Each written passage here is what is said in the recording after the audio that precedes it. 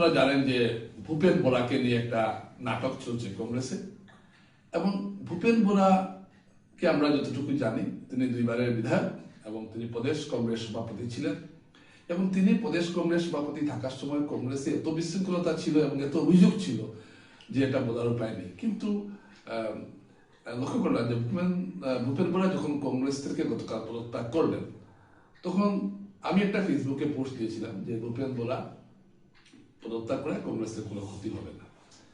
এই পোস্ট করা কিছুক্ষণের মধ্যে আমাকে আমার কিছু লোক যারা আছেন গুয়াহাটিতে বা কংগ্রেসে আছেন, তারা বললেন যে এটা আপনি ঠিক বলছেন না, ভূপেন বোরা পদত্যাগ করায় কংগ্রেসের ক্ষতি হবে।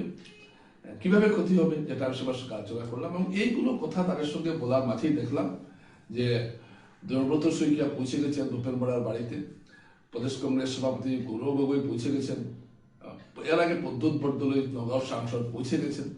অর্থাৎ ভূপেন বোরা এবং দিনভর বৈঠক করলেন, এবং ভূপেন বোরা যে অভিযোগগুলো আনছেন যে তিনি ভূপেন বোরা, এবং এই বৈঠকগুলোর পর ভূপেন বোরা বলেন ঠিক আছে আমি দেখছি আমি প্রত্যাহার করতে পারবো কি না। আমার কাছে একটা প্রশ্ন যেটা আসছে, ভূপেন বোরা কেন হঠাৎ এত গুরুত্বপূর্ণ হয়ে গেলেন কংগ্রেসের কাছে? কারণ ভূপেন বোরা যে খুব একটা গণ্যমান্য ব্যক্তি বা কংগ্রেসের জন্য সাংঘাতিক গুরুত্বপূর্ণ এরকম কোনো কিন্তু নন। কমলাক্ষ দেবপ্রকাশের মতো একজন ক্ষমতাশালী নেতা যখন কংগ্রেস ছাড়লেন, তখন তাকেও আটকানোর চেষ্টা করেন কোনো কংগ্রেস নেতা। এর আগে অনেকেই গেছেন, রিপুন বোরা এক সময় কংগ্রেস ছেড়েছিলেন, তাকে আটকানোর জন্য কেউ যাননি। হঠাৎ ভূপেন বোরাকে আটকানোর জন্য তার বাড়িতে চলে গেলেন কংগ্রেসের শীর্ষ নেতারা। এর পেছনে কি কারণটা থাকতে পারে, এটা আমি খুব ভাবছিলাম ভেবে, এবং এটার কারণটা হলো এটাই, এবং যেটা আমি সারাংশ চিন্তা করলাম এবং যেটা আমি দেখলাম, আরো অনেকের সঙ্গে কথা বললাম, সেটা হলো ভূপেন বোরা যে অভিযোগগুলো আনছেন, এই অভিযোগগুলো যদি তিনি নির্বাচনের সময় গিয়ে বিভিন্ন জায়গায় বলেন, সেটা কংগ্রেসের জন্য অত্যন্ত বাজে একটা পরিবেশ তৈরি করবে। যেমন তিনি বলছেন যে ভূপেন বোরা যে অভিযোগটা করেছেন প্রত্যাগপত্র দিয়ে, যে কথাটা তিনি বলেছেন যে একজন আত্মীয়বাদী অসমিয়া কংগ্রেসে থাকতে পারে না। কেন পারে না? এর কারণটা হলো গৌরব পাকিস্তানের সংযোগ রয়েছে, এরকম একজন লোকের সঙ্গে একজন আত্মীয়বাদী অসমিয়া কিভাবে থাকতে পারে, এই কথা তিনি বলছেন। এবং কংগ্রেস হয়তো ভাবছে এই কথাটা যখন দল ছাড়ার পর বিভিন্ন জনসভায় ভূপেন বোরা যখন গিয়ে বলবেন, তখন উজার আসামে বর্ণ অসমিয়া সমাজে যে কংগ্রেসের একটা গ্রহণযোগ্যতা ইদানিং তৈরি হয়েছে গৌরব গগৈর মাধ্যমে, সেই সমর্থন ভিতে কিছুটা চিড় ধরতে পারে, এটা ভাবছেন। 2 নম্বর যেটা ভূপেন বোরা যেটা বলতে চাইছেন যে, এবং আরো আশ্চর্য কথা, রাহুল গান্ধী পর্যন্ত তাকে ফোন করেছেন, জিতেন্দ্র সিং এয়ারপোর্ট থেকে নেমে তার বাড়িতে এসেছেন। তো এই কথাগুলো যাতে বেশি বাইরে না ছড়ায়, সেই উদ্দেশ্যে ভূপেন বোরার বাড়িতে এতজন লোকজন আসা। কংগ্রেসের যারা বলছেন যে ভূপেন বোরা চলে গেছেন, খুব ভালো হয়েছে, ভূপেন বোরা চলে গেছেন, কংগ্রেস আবর্জনা মুক্ত হয়েছে, এখন কংগ্রেস সুন্দর চলবে, ভূপেন বোরা টাকা নিতেন অমুকের কাছ থেকে, এইসব কথা অনেকে বলছেন।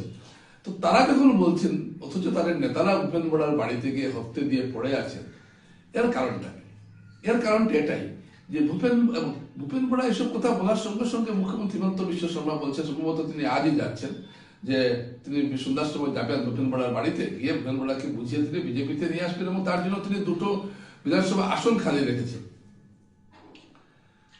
তার মানে ভূপেন বোরা বিজেপির কাছে অত্যন্ত গুরুত্বপূর্ণ। আমি বুঝতে পারছি না যে ভূপেন বোরার মতো একজন লোক, যিনি খুব একটা আসামের রাজনীতিতে যেটা কেউ কেটে এমন নন, এবং তিনি একজন অসফল কংগ্রেস সভাপতি ছিলেন, এটাও দেখার কথা। এবং তার সময় কংগ্রেসের পঞ্চায়েত নির্বাচনে বিরাট টাকা লেনদেনের অভিযোগ উঠেছিল তার সময় বিভিন্ন জেলায়। এইরকম একজন লোককে আটকানোর জন্য কংগ্রেসের হাইকমান্ড পুরো তার বাড়িতে এসে হাজির, এবং কি আশ্চর্য, মুখ্যমন্ত্রী বলছেন আমি 2টো দিয়ে দেবো, আরো একজন কংগ্রেসকে ঘুরে তোলা হচ্ছে, যেখানে বিজেপির প্রতিটি টিকিটের জন্য স্থানীয়দের মধ্যে প্রচন্ড লড়াই চলছে। সেখানে আবার একটা বিধানসভা কেন্দ্র আমাদের 2টো ছেড়ে দেবেন, 2টো তো লাগবে না, একজন লোক একটাতেই দাঁড়াবেন, সেটা ভূপেন বোরাকে দেবেন। তো ভূপেন বোরা এত গুরুত্বপূর্ণ যে মুখ্যমন্ত্রী তাকে বলতে হয় তাকে এনে পদ দিবেন। এর কারণটা এটাই যে ভূপেন বোরা যখন কংগ্রেস থেকে বেরিয়ে, কি ইস্যুতে তিনি বেরিয়েছেন, তিনি গৌরব গগৈয়ের বিরুদ্ধে যে পাকিস্তানি সংযোগের অভিযোগ মুখ্যমন্ত্রী হিমন্ত বিশ্ব শর্মা করেছেন, এবং সেটা যে ভূপেন বোরা বিশ্বাস করেন যে গৌরব গগৈ পাকিস্তানের এজেন্ট, সেটা তখন হিমন্ত বিশ্ব শর্মা ভূপেন বোরা বলার মধ্যে অনেকটা বেশ কম রয়েছে। ভুপেন বোরা যখন বলবেন আমি এই জন্য দলে থাকতে পারিনি, একজন পাকিস্তানের যে দলের সভাপতি সেই দলে আমি কাজ করতে পারি না, এই কথা যখন গিয়ে তিনি বিভিন্ন জনসভায় বলবেন, তখন মানুষ যতটা প্রভাবিত হবেন তার চাইতে অনেক কম প্রভাবিত হবেন মুখ্যমন্ত্রীর কথায়। এটা মুখ্যমন্ত্রী জানেন, এবং এইসব কথাই হয়তো বিজেপিতে যোগ দেওয়ার পর ভূপেন বোরাকে দিয়ে বিভিন্ন জনসভায় বলানো হবে, এবং এই ভূপেন বোরার এইসব বক্তব্য কংগ্রেসকে একটা পেছনে ঠেলতে পারে, এই আশঙ্কা করেই সম্ভবত না এটাই যে গৌরব গগৈরা ভূপেন বোরার বাড়িতে যাচ্ছেন। ভূপেন বোরা আরো নানা ধরনের অভিযোগ করছেন, যেমন বিহারিতে প্রার্থী করা হয়েছিল তিনি প্রদেশ সভাপতি, তাকে না জানিয়ে, এবং রকিবুলকে বেশি ক্ষমতা দেওয়া হচ্ছে। এটা ঠিক যে কংগ্রেস রাজনীতিতে এখন রকিবুল অনেকটাই শক্তিশালী হয়েছেন, এটা ভূপেন বোরা সহ্য করতে পারছেন না, এবং রকিবুলের জন্যই আমার যতটুকু খবর কংগ্রেস শিবির থেকে, রকিবুলের জন্যই ভূপেন বোরার এতটুকু রাগ, এবং তাকে প্রার্থী করা হয়েছিল বিহারিতে, এবং সেটা প্রদেশ সভাপতি হিসাবে তিনি জানতেন না, এবং এমনকি গৌরব গগৈ নিজেও স্বীকার করেছেন গতকাল যে ভূপেন বোরার কাছে আমি ক্ষমা চেয়েছি, যে আমার যে কিছু কিছু সিদ্ধান্ত তার মনে আঘাত দিয়েছে, এই জন্য আমি একটা ক্ষমা প্রার্থী। এটাই বলেছি ভূপেন বোরাকে। ভূপেন বোরা কি সিদ্ধান্ত নেন সেটা এখন দেখার বিষয়। দর্শকরা, এইভাবে ভূপেন বোরা গুরুত্বপূর্ণ হয়ে উঠলেন শুধুমাত্র ইস্যু ভিত্তিক। তিনি যে পদত্যাগটা করছেন সেটা ইস্যু ভিত্তিক একটা বিষয় নিয়ে তিনি পদত্যাগ করছেন, এবং সেটা গৌরব গগৈর পাকিস্তান সংযোগের সঙ্গে জড়িত। তাই কংগ্রেস এখন এটাকে কিভাবে ভূপেন বোরাকে আটকানো যায়, কিভাবে তার মানভঞ্জন করা যায়, সেই চেষ্টা গতকাল থেকে চলছে। আর সময় নিয়েছেন ভূপেন বোরা, কিন্তু আমার যতটুকু মনে হয় ভূপেন বোরা কংগ্রেসে থাকবেন না, কারণ আজ 6টার সময়, আজকে সন্ধ্যার সময় মুখ্যমন্ত্রী যাচ্ছেন তার বাড়িতে। মুখ্যমন্ত্রী বাড়িতে যাবেন, গিয়ে টিকেটের অফার দেবেন, এটা ভূপেন বোরার মতো মানুষ এত বড় অফার প্রত্যাখ্যান করবেন, এটা আমার বিশ্বাস হচ্ছে না। আর যদি প্রত্যাখ্যান করেন তাহলে বলতে হবে যে গৌরব গগৈ তারা আপাতত হয়তো একটা বিপদ থেকে তারা বাঁচলেন, কিন্তু এই বিপদ যে পুরোপুরি সেরে গেল এমন নয়, আগামীতে আবার এই বিপদ দেখা দিতে পারে। এভাবেই একজন আমি তারপরেও বলছি, আমি আমার রাজনৈতিক সাংবাদিকতার জীবনে একজন এইভাবে মানে ধরুন দেবব্রত সৈকিয়া যদি লোকটা হতেন, বা ধরুন প্রদ্যুৎ বরদলৈ হতেন, তাহলে মানলাম যে তাকে বোঝানো উচিত, কিন্তু ভূপেন বোরাকে এত বোঝানো হচ্ছে। কংগ্রেস থেকে সবাই চলে গেছেন, জিতেন্দ্র সিং এয়ারপোর্ট থেকে নেমে তার বাড়িতে চলে গেছেন। এত গুরুত্বপূর্ণ ভূপেন বোরা কেন হলেন?